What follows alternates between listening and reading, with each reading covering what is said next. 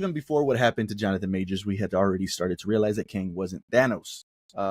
Yeah, I mean, a lot of people in the comments were saying this isn't true. Like he's yet like, go ahead, bro, you're going crazy. It just didn't work. But yeah, it's insane. So I mean, Phil was talking to us a little bit off camera though about it, and just yeah.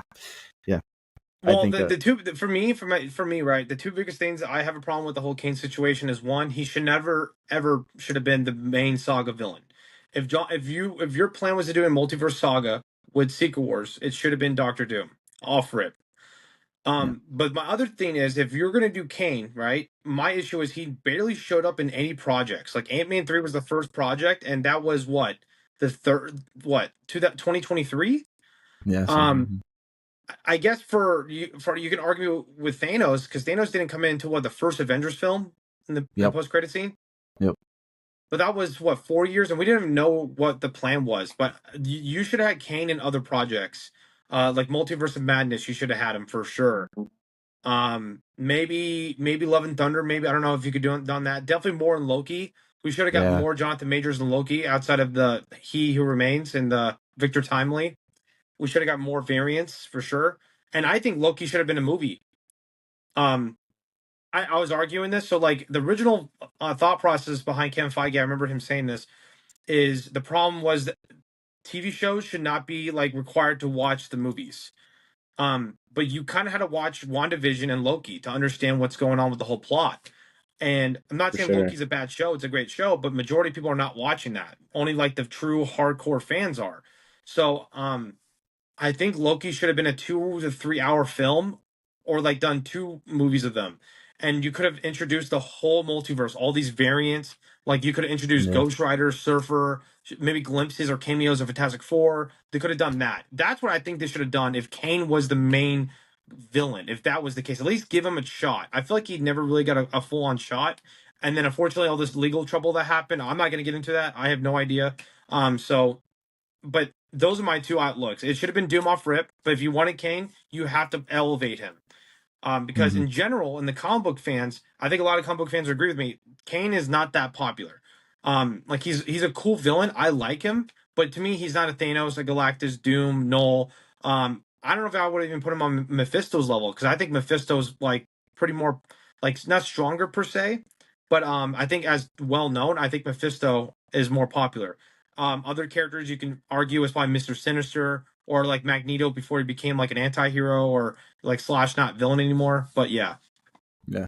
No, I agree. I agree with all that. That would have been, I think, a better way to do it. I don't know how I completely analyze that. I feel bad for Jonathan Majors too about the whole situation. But I think Marvel made a mistake and I think they're gonna fix it, hopefully. So yeah. I think because I think that like even if they had the idea to do Doctor Doom later, you still could have pivoted, but you could have kept Kang. But obviously they had the legal trouble, so there's that. But we talked about it a bunch. Fucking recast them. Yeah. Yeah. I think they should have just recasted.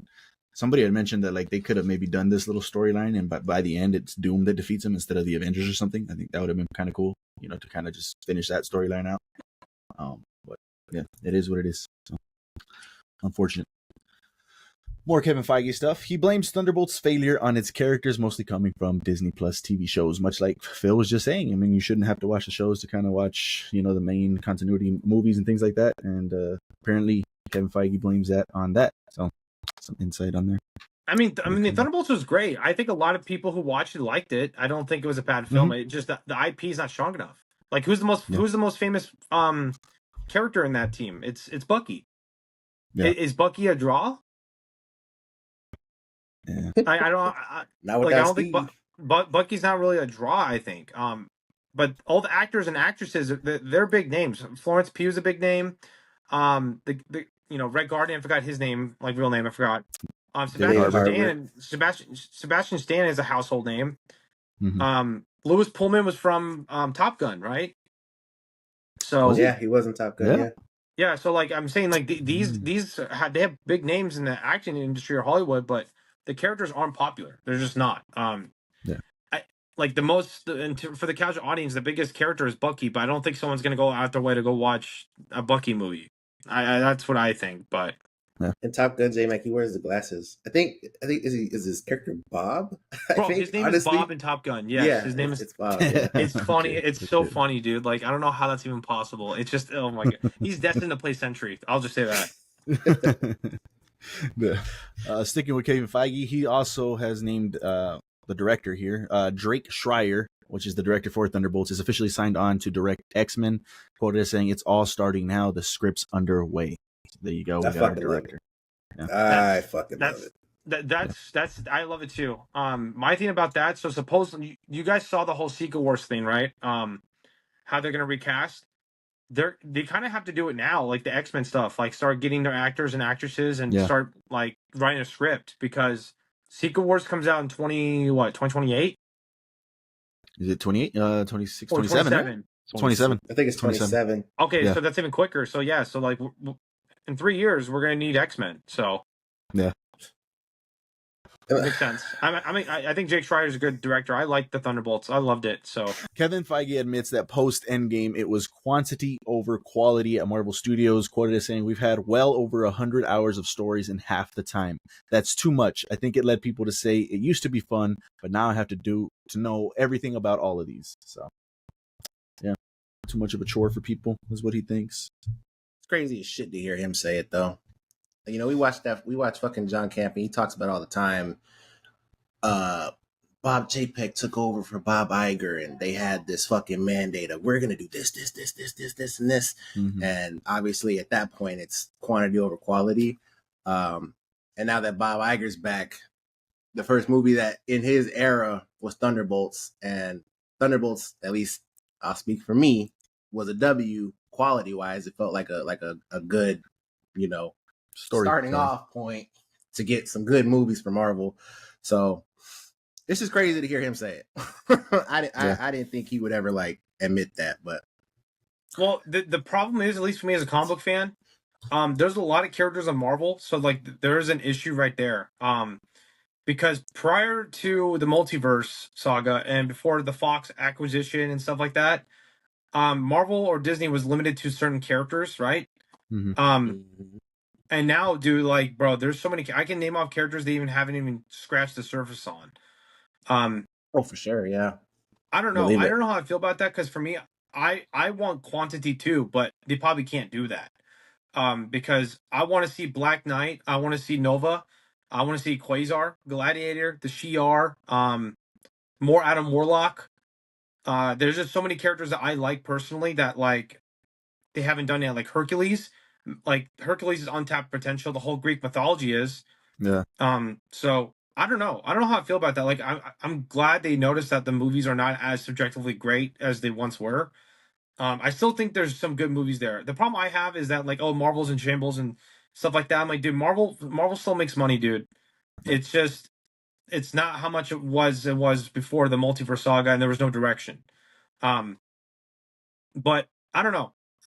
I guess it's a good thing overall. It just there's some characters that haven't got any love. Like when they go into X-Men, dude, fuck, man. Like there's gonna be like you can do a TV show straight up on just like Psylocke, like straight up. You could do a TV show on Psylocke or X-Force. And X-Force could be a film. You could do a movie on X-Force, X-Men, the New Mutants. You could do one on. I don't know. There's so much shit they can do. It's untapped potential for sure. Yeah, that should be a crazy, crazy run. Hopefully that they got planned for that.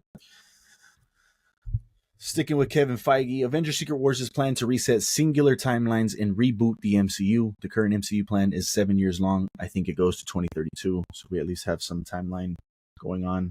So we'll see what happens after that, but as of right now, 7 years. 7 years. 2032? 2032. Oh that's my crazy. God, I'm gonna be freaking 34, yo. Yeah, that's crazy. Oh my God. Bro, the MCU started, dude. Bro, the MCU started when I was 10. I'm gonna be an unk, dude. I'm gonna be 34. Yeah. What? Yeah, that's crazy. But to be honest with you, listen. This is something that non-comic book readers gotta have to understand. Marvel can literally never end. Oh yeah. There's just so many stories. I think people have to realize Marvel can literally, like, my thing is, why would they? Exactly. Like if they get the budget cut down even more and more, and they make $400 million every film, they don't have to make a lot. They can still make profit, and then sell, and then go to post all their stuff at Disney World or Disneyland, make profit. So they don't even have to, like, literally they can never end, and that's something that moviegoers have to understand. They can keep going forever. Yeah, I expect Marvel to never end. So Well, really cool to hear. Yeah, go ahead. I was gonna say it's really cool to hear him talk about, or I'll say interesting. It's really interesting to hear him talk about a reboot, because he also got asked a question about recasting Iron Man and Cap one day, and he said, "Yeah, like we're gonna do that. Like it's gonna happen eventually." And it's like that.